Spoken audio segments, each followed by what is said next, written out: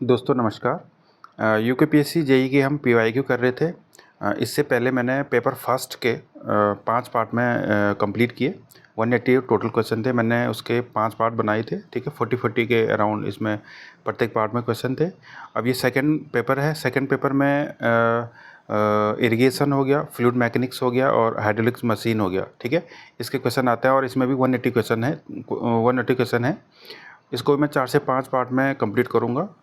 चलिए, आज ये फर्स्ट पार्ट है, शुरू करते हैं फर्स्ट क्वेश्चन से। ठीक है, इसमें करीब 33-34 के अराउंड क्वेश्चन होंगे, तो 4 से 5 पार्ट में ये पेपर भी कंप्लीट हो जाएगा। तो चलिए आप फर्स्ट पार्ट से फर्स्ट क्वेश्चन शुरू करते हैं। फर्स्ट क्वेश्चन है, Gandhi Sagar dam was constructed under dot dot project. Gandhi Sagar dam was constructed under dot dot project Chambal, Farakka, Tungabhadra या ब्यास। ठीक है, तो ये इसका करेक्ट आंसर हो जाएगा ऑप्शन नंबर ए करेक्ट हो जाएगा, चंबल। ठीक है, यहाँ पे मैंने एक्सप्लेनेशन भी दे रखा है, आप इसको चाहें तो पॉज करके आप पढ़ सकते हैं। The Gandhi Sagar dam is the first of the 4 major dams constructed on the Chambal river. It is located in the, क्या है ये, मंदसौर डिस्ट्रिक्ट ऑफ मध्य प्रदेश। ठीक है, मंदसौर डिस्ट्रिक्ट ऑफ मध्य प्रदेश में ये है, तो इसका आंसर चंबल हो जाएगा। सेकंड क्वेश्चन पर चलते हैं। Damodar valley project corporation was set up in the year, Damodar Valley Project Corporation was set up in the year 1942, 1946, 1948, 1950। तो इसका करेक्ट आंसर हो जाएगा 1948, इसका करेक्ट हो जाएगा। ठीक है, ऑप्शन नंबर सी इसका करेक्ट हो जाएगा 1948। 1948 इसका करेक्ट हो जाएगा। Damodar valley project establish in July 7, 1948। अगले क्वेश्चन पे चलते हैं। Height of liquid in capillary tube, इसमें ऑप्शन थोड़ा ऐसे में आ रखे हैं, तो इसको आप देख लें थोड़ा। Increase with increase in specific weight, increase with the increase in diameter, increase with decrease in diameter या ऑल ऑफ दिस। तो करेक्ट आंसर आपका क्या हो जाएगा, ऑप्शन नंबर सी करेक्ट हो जाएगा, इंक्रीज विद डिक्रीजिंग डायमीटर। जो हाइट ऑफ लिक्विड क्या हो जाएगा, height of liquid in capillary tube क्या हो जाएगा, इंक्रीज विद डिक्रीजिंग डायमीटर। अगर डायमीटर डिक्रीज होगा तो आपका वो उसका एच बढ़ जाएगा। यहाँ पे आप देख सकते हैं इन्वर्स का इनका रिलेशन है, H equals to 4 sigma cos theta upon rho g d, या डी आप देख सकते हैं डिनोमिनेटर में है, तो ये क्या हो जाएगा, अगर इंक्रीज होगा तो एच की वैल्यू क्या हो जाएगी, डिक्रीज होगी। अगर ये डिक्रीज होगा तो उसका इंक्रीज हो जाएगा। ठीक है, चलिए। The pressure the pressure in meter of the pressure in meters of oil having specific gravity of 0.8 equivalent to 100 meter of water is। ठीक है, अभी क्या बोल रहा, the pressure in meter of oil having the specific gravity 0.8 equivalent to 100 meter of water is कितना होगा। ठीक है, अब इसका आंसर देखिए, यहाँ पे एक्सप्लेनेशन दे रखा है H1 is go to H2। यहाँ पे ये पहले ऑयल का है, तो H1 इसकी स्पेसिफिक ग्रेविटी 0.8 होगी। ठीक है, तो यहाँ पे H निकालना है ऑयल के लिए। ठीक है, और दूसरी साइड होगा H2 हो गया यहाँ पे ये, तो यहाँ पे स्पेसिफिक ग्रेविटी 1 एंड H2 आपको यहाँ पे दे रखा है, हाइट इसकी। ठीक है, 100 है, तो यहाँ पे H ऑफ ऑयल कितना निकल गया, 100 डिवाइड बाई 0.8, तो ये 125 के अराउंड यहाँ पे आंसर आपका आ जाएगा। ऑप्शन नंबर सी इसका करेक्ट हो जाएगा। यहाँ पे पूरा सॉल्यूशन गिवन है आपके पास, H1 इक्वल टू H2। तो यहाँ पे ऑयल और वाटर को आप जब इक्विवेलेंट करेंगे तो आपका आंसर यहाँ पे निकल जाएगा। डायमेंशंस ऑफ विस्कोसिटी आर, ठीक है, डायमेंशन ऑफ विस्कोसिटी आर क्या हो जाएगा आपका, ऑप्शन नंबर डी इसका करेक्ट हो जाएगा, FL-2T। ठीक है, FL-2T इसका करेक्ट आंसर हो जाएगा, ऑप्शन नंबर डी। कैसे होगा आप इसको देख सकते हैं यहाँ पे। ठीक है, यहाँ पे सॉल्यूशन गिवन है ये वाला। ठीक है, जो न्यूटन लॉ होगा तो टॉक इक्वल टू क्या होता है, mu d upon d y. ठीक है, तो यहाँ पे टॉ इक्वल टू क्या हो जाएगा आपका, सॉरी म्यू इक्वल टू क्या हो जाएगा, टॉ ऊपर चले जाएगा, तो यहाँ पे ये आपका डायमेंशन बन रही है। तो ये आंसर आपका ऑप्शन नंबर डी यहाँ पे करेक्ट हो जाएगा।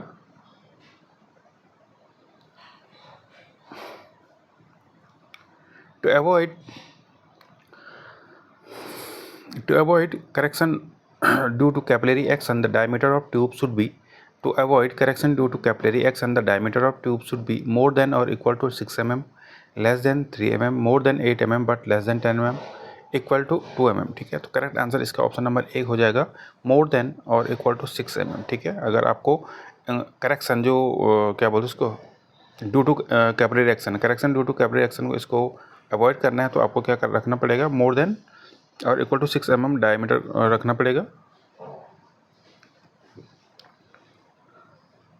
Loss of head due to sudden enlargement in pipe diameter is given by, ठीक है, loss of head due to sudden enlargement, ठीक है, जो माइनर लॉसेस होते हैं तो उसका जो फॉर्मूला पूछा है यहाँ पे फ्लूइड मैकेनिक्स का ही क्वेश्चन है, तो इसका आंसर हो जाएगा option number D, V1 minus V2 का स्क्वायर अपॉन 2G, ठीक है, V1 minus V2 whole square upon 2G, इसका करेक्ट आंसर हो जाएगा ऑप्शन नंबर डी करेक्ट हो जाएगा।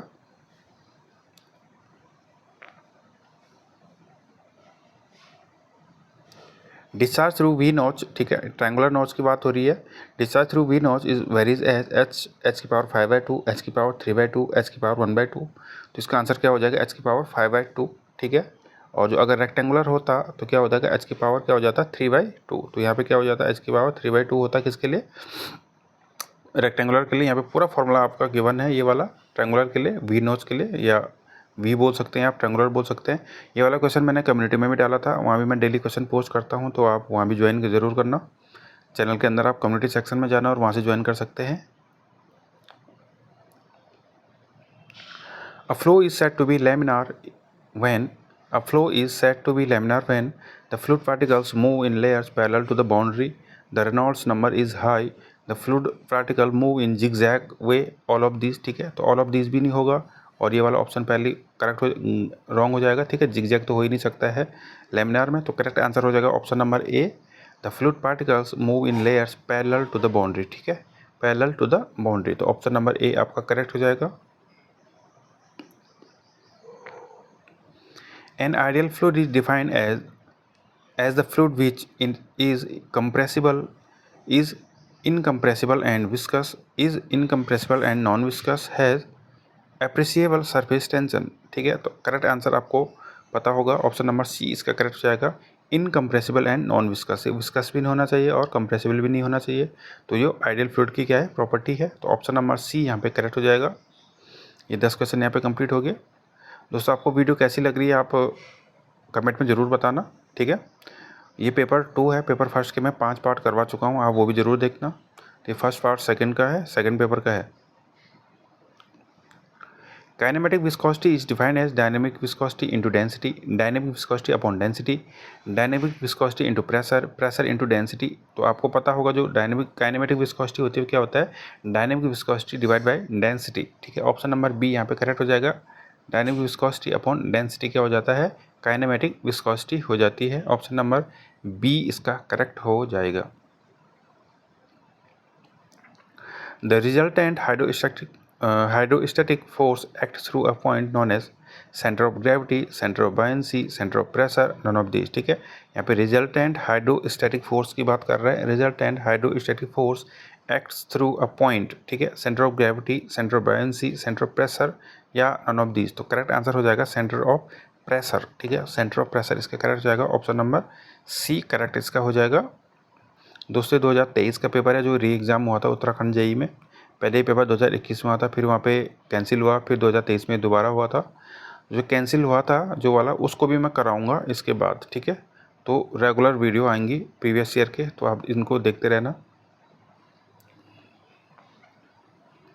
Tungabhadra multi project serving irrigation, hydro energy, flood control ETC benefits to, ठीक है, अब तुंगभद्रा प्रोजेक्ट की बात कर रहा है, ये कहाँ पे है, ठीक है, आंध्र प्रदेश, कर्नाटक, आंध्र प्रदेश एंड कर्नाटका या तमिलनाडु, ठीक है, तो इसका करेक्ट आंसर हो जाएगा option number C, Andhra Pradesh and Karnataka, ठीक है, आंध्र प्रदेश एंड कर्नाटक, ठीक है, तुंगभद्रा मल्टी प्रोजेक्ट, ठीक है, मल्टी प्रोजेक्ट है ये, हाइड्रो में भी काम आता है, इरिगेशन के लिए भी है, फ्लड कंट्रोल के लिए भी है, कहाँ पे है, आंध्र प्रदेश एंड कर्नाटक के लिए, ठीक है।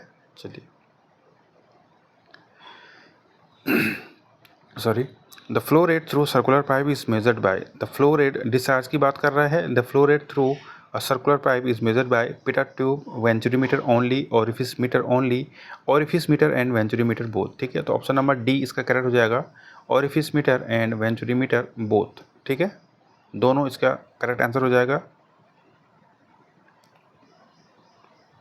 For a laminar flow through a circular pipe, the ratio of maximum velocity to average velocity, the ratio of maximum velocity to average velocity व सर्कुलर पाइप की बात कर रहा है लैमिनार फ्लो में।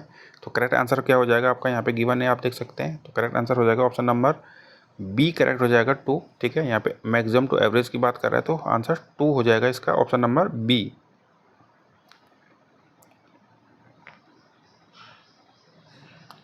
The range of coefficient of discharge C D for a venturi meter. ठीक है, the range of coefficient of discharge C D for a venturi meter के लिए कोएफिशिएंट ऑफ डिस्चार्ज की वैल्यू कहाँ कितनी लाई करती है। ठीक है, तो ऑप्शन नंबर डी इसका करेक्ट हो जाएगा 0.95 टू 0.99। ठीक है, 0.95 टू 0.99। ठीक है, कभी कभी हमें जो आंसर है ऑप्शन के हिसाब से भी चूज़ करना पड़ जाता है। ठीक है, तो यहाँ पे करेक्ट आंसर आपका क्या बनना है, ऑप्शन नंबर डी करेक्ट बनना है। ठीक है, ऑप्शन नंबर डी करेक्ट हो जाएगा 0.95 टू 0.99। ठीक है, चलिए। If the fluid characteristics likely velocity, pressure, density, etc. do change with respect to time, the fluid flow is called steady flow, unsteady flow, uniform flow या non uniform flow। ठीक है, do change की बात कर रहा है यहाँ पे, तो यहाँ पे क्या हो जाएगा, अनस्टेडी फ्लो हो जाएगा। अगर ये चेंज नहीं होता तो यहाँ पे स्टेडी हो जाता। अब ये मेरे साथ जब मैंने पेपर दिया था तो मैंने ये क्वेश्चन गलत किया था। क्यों, इतना इजी क्वेश्चन था, मैंने यहाँ पे अभी जैसे पढ़ते समय डू नॉट पढ़ दिया इसको, तो यहाँ पे मैंने नॉट अपने आप ही एज्यूम कर लिया, पता नहीं कैसे। इतना प्रेशर होता है एग्ज़ाम के अंदर, तो मैंने जब इसको पढ़ा यहाँ पे pressure density E do not पढ़ लिया इसको, तो डू नॉट चेंज होगा तो मैंने स्टेडी पे मार दिया वहाँ आंसर, जबकि इसका आंसर क्या होना था, अनस्टेडी होना था। डू चेंज लिखा है यहाँ पे, मैंने इसको डू नॉट वहाँ पे पता नहीं क्या कर लिया और उसको गलत करके आ गया। तो इसको आप भी ध्यान रखना है इस बात का, थोड़ा मतलब पहले क्वेश्चन आप 1-2 बार ज़रूर पढ़ना, अक्सर ऐसी गलतियाँ हो जाती हैं। तो ऑप्शन नंबर बी इसका करेक्ट हो जाएगा। The coefficient of discharge C D, the coefficient of contraction C C and coefficient of velocity C V are related as. ये क्वेश्चन बहुत इंपॉर्टेंट है, बहुत बार पूछा जा चुका है।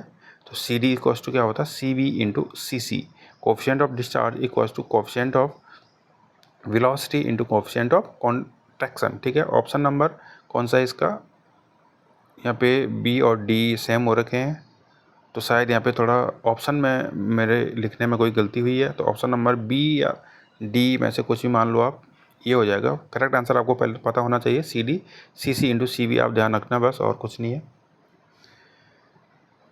चलिए, the velocity distribution in laminar flow through a circular pipe. Circular pipe की बात कर रहा है, वेलोसिटी डिस्ट्रीब्यूशन की बात कर रहा है, तो यहाँ पे क्या हो जाता है, पैराबोलिक होता है ये। ठीक है, ऐसे सेंटर में ज़्यादा, तो यहाँ पे आंसर हो जाएगा ऑप्शन नंबर ए करेक्ट हो जाएगा, पैराबोलिक लॉ। ठीक है, पैराबोलिक लॉ हो जाएगा 19 का, ऑप्शन नंबर ए करेक्ट हो जाएगा।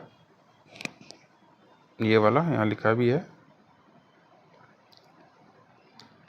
If R E is the Reynolds number, the coefficient of friction is small f, the laminar flow through circular pipe is given by। ठीक है, यहाँ पे क्या बात कर रहे हैं, कोएफिशिएंट ऑफ फ्रिक्शन दे रखा है, the coefficient of friction f for laminar flow. अच्छा, कोएफिशिएंट ऑफ फ्रिक्शन बताना है हमें, तो कोएफिशिएंट ऑफ फ्रिक्शन क्या हो जाएगा, f इक्वल टू 16/RE। इसका करेक्ट हो जाएगा 16/RE। ठीक है, यहाँ पे लिखा है Darcy friction factor. Friction factor इसको थोड़ा ध्यान देना, ये स्मॉल एफ होता है, कैपिटल एफ होता है। अगर कैपिटल एफ होगा तो क्या हो जाएगा, डार्सी फ्रिक्शन फैक्टर होता है, जो एफ इसको 64/RE। ये कन्फ्यूज हो जाता है, शायद मैंने भी ये गलत किया था, मुझे जहाँ तक ध्यान है। तो 64/RE क्या होता है, डार्सी फ्रिक्शन फैक्टर। अगर कोएफिशिएंट पूछेगा स्मॉल एफ तो 16/RE हो जाएगा। तो यहाँ पर आंसर क्या हो जाएगा आपका, ऑप्शन नंबर बी करेक्ट हो जाएगा। ठीक है, इसको आप ध्यान देना, फ्रिक्शन फैक्टर कैपिटल एफ होता है, जबकि स्मॉल एफ क्या होता है, coefficient of friction. Hydraulic graded line HGL represents the sum of pressure head and kinetic head, kinetic head and datum head, pressure head, kinetic head and datum head, pressure head and datum head। तो यहाँ पे hydraulic graded line की बात कर रहा है, तो ये सम ऑफ होता है pressure head and datum head. Pressure head and datum head correct हो जाएगा, ऑप्शन नंबर डी करेक्ट हो जाएगा HGL के लिए। Hydraulic graded line pressure head plus datum head. ठीक है, P/ρg plus Z। Reynolds number is expressed as rho mu L upon V are equal to V mu L upon rho are equal to rho V L upon mu are equal to V into D upon mu. ठीक है, तो correct answer हो जाएगा option number सी correct हो जाएगा, rho V L upon mu correct होता है, ठीक है।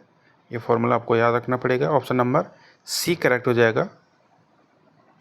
If the density of fluid is constant from point to point in a flow region, density की बात कर रहा है, इट इज़ कॉल्ड, ठीक है। अगर डेंसिटी आपकी कांस्टेंट रहती है इसको क्या बोलते हैं, steady flow, incompressible flow, non uniform flow, rotational flow, ठीक है। तो आंसर हो जाएगा option number B, incompressible flow, मतलब जो कंप्रेस नहीं होता, डेंसिटी अगर सेम है तो इसका मतलब वो इनकम्प्रेसिबल फ्लो है। तो ऑप्शन नंबर बी आपका करेक्ट हो जाएगा 23 का। The metacentric height of a floating body is the distance between the metacenter and the centre of buoyancy, the distance between the metacenter and center of gravity, the distance between metacenter and center of gravity। यहाँ पे लिखने में फिर गलती हो गई है, ये ऑप्शन कुछ अलग था शायद। ऑप्शन नंबर बी करेक्ट हो जाएगा, ठीक है। Distance between metacentric height and centre of gravity, इसमें तो लिखा है सेम है पर ये कुछ दूसरा मैटर रहा होगा इसमें, तो यहाँ पे लिखने में थोड़ा गलती हुई है। तो आप फिलहाल ऑप्शन नंबर बी आप करेक्ट मान लीजिए। When pipes are connected in parallel, the total loss of head is equal to the sum of loss of head in each pipe in same as in each pipe is equal to reciprocal of the sum of the loss of head in each pipe या none of these, ठीक है। यहाँ पे parallel की बात कर रहा है तो पैरेलल में क्या हो जाता है, जो हेड लॉस होता है वो सेम होता है, और अगर ये उसमें हेड लॉस सेम होता है और आपका डिस्चार्ज क्या होता है, डिस्चार्ज सम करना पड़ जाता है उसमें पैरेलल में। जबकि अगर सीरीज़ की बात करें, सीरीज़ में क्या हो जाता है, आपका जो डिस्चार्ज होता है सेम होता है और जो हेड होता है वो आपका टोटल हेड लॉस होता है उसको सम करना पड़ जाता है। तो यहाँ पे आंसर हो जाएगा ऑप्शन नंबर बी करेक्ट हो जाता है, is same as in each pipe, ठीक है। तो यहाँ पे हेड लॉस क्या होगा, प्रत्येक पाइप में सेम होगा, अगर पाइप क्या होंगे, पैरेलल होंगे तो, ठीक है। अगर वो सीरीज में होंगे तो यहाँ पे हेड लॉस क्या हो जाएगा, आपका जुड़ जाएगा, ठीक है। तो ऑप्शन नंबर बी यहाँ पे इस क्वेश्चन के लिए करेक्ट हो गया। Cheggy's formula is given by where m is equal to hydraulic mean depth, I is equal to slope of bed, c is equal to Cheggy's constant, v is equal to velocity। तो ये आप सभी को पता होगा, option number B इसका correct है, v equal to C root M I, ठीक है। v equal to C root M I, ठीक है। आपका जो c है वो आपका क्या है, Cheggy कांस्टेंट है, बाहर आ जाएगा और रूट के अंदर आपका आ जाएगा m means hydraulic mean depth and i का आपका क्या हो गया, bed slope.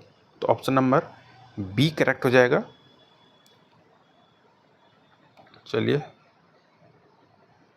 The discharge through a trapezoidal channel is maximum when, discharge through a trapezoidal channel is maximum when the half of top width equals to sloping side, top width equals to half of the sloping side, top width equals to 1.5 into sloping side, top width equals to 3 into sloping side, ठीक है।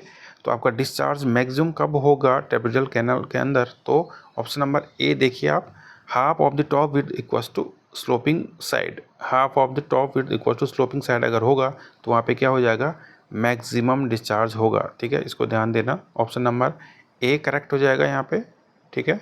Option number ए correct हो जाएगा। If Q is the rate of flow per unit width of channel, the critical depth Y C, critical depth की बात कर रहा है given by, ठीक है।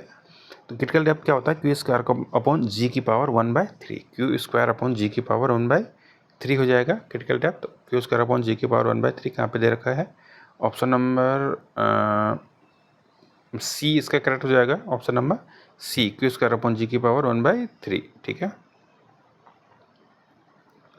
The most economical section is one which for a given cross sectional area slope of bed I and coefficient of resistance has maximum wetted perimeter, maximum discharge, maximum depth of flow या minimum discharge, ठीक है। तो correct answer आपका क्या हो जाएगा, maximum discharge. यहाँ पे क्या हो जाएगा, मैक्सिमम डिस्चार्ज। यहाँ पे अगर मोस्ट इकोनॉमिकल सेक्शन की बात करेंगे तो यहाँ पे क्या हो जाएगा, मैक्सिमम डिस्चार्ज, और यहाँ पे मैक्सिमम वेटेड पैरामीटर ना होकर के मिनिमम वेटेड पैरामीटर होना था, तब ये करेक्ट होता है। तो यहाँ पे फिलहाल आंसर हो जाएगा ऑप्शन नंबर बी करेक्ट हो जाएगा, मैक्सिमम डिस्चार्ज।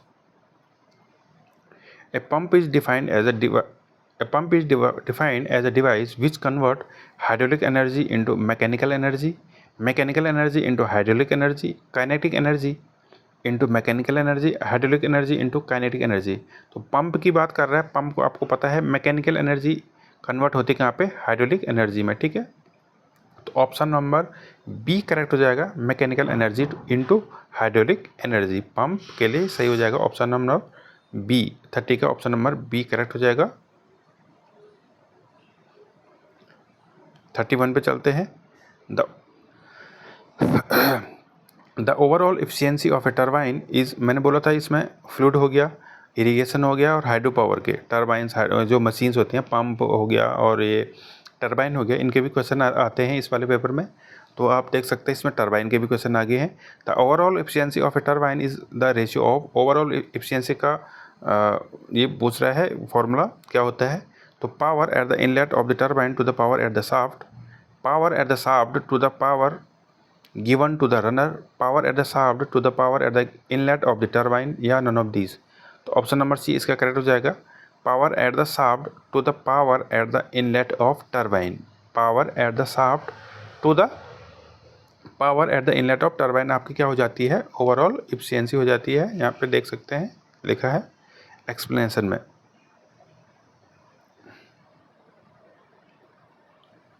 दो क्वेश्चन इसमें रह गए हैं। A turbine is called reaction turbine if the inlet of turbine the total energy is, ठीक है। अब यहाँ पे रिएक्शन टरबाइन में इनलेट पे टोटल एनर्जी पूछ रहा है, कौन सी होती है, kinetic energy only, kinetic energy and pressure energy, pressure energy only, या नन ऑफ दीज, ठीक है। तो जहाँ पे रिएक्शन टरबाइन की बात कर रहा है तो ऑप्शन नंबर बी करेक्ट हो जाएगा। Kinetic energy and pressure energy both, ये दोनों हो जाती हैं, ठीक है। यहाँ पे टोटल एनर्जी क्या होती है, kinetic energy and pressure energy. अगर वो इम्पल्स की बात करता है तो इम्पल्स के अंदर आपकी क्या आ जाती है, काइनेटिक एनर्जी करेक्ट हो जाए, किसके अंदर, इम्पल्स के अंदर। तो यहाँ पे क्या हो जाएगा आपका, kinetic energy and pressure energy आपका करेक्ट हो जाएगा, ऑप्शन नंबर बी। 33 और लास्ट क्वेश्चन है ये वाला। The difference in pressure head measured by the mercury, difference in pressure head measured by a mercury water differential manometer, differential manometer की बात कर रहा है। for a 20 centimetre difference of mercury level will be, ठीक है। Pressure head की बात कर रहा है, उसका डिफरेंस, तो यहाँ पे डिफरेंस देखते हैं क्या होता है। इसका फॉर्मूला यहाँ पे गिवन है, H = x इंटू SM/SW-1, ठीक है। SM कितना है, 13.6। मरकरी का क्या होगा आपका, स्पेसिफिक ग्रेविटी की बात कर रहा है SM, ये आप देख सकते हैं यहाँ पे लिखा है SM 13.6 मरकरी का, SW आपका वाटर की स्पेसिफिक ग्रेविटी 1 हो गया, -1। ये फार्मूला आप डायरेक्ट याद रख सकते हैं या इसका फिगर भी बना सकते हैं, उससे भी निकल जाएगा। तो यहाँ पे फार्मूला अगर हम पुट करेंगे ये सारी चीज़ें, तो यहाँ पे क्या हो जाएगा आपका, H की वैल्यू यहाँ पे आ जाएगी आपकी 2.52 के अराउंड ये आ जाएगा। यहाँ पे सारी चीज़ें गिवन है।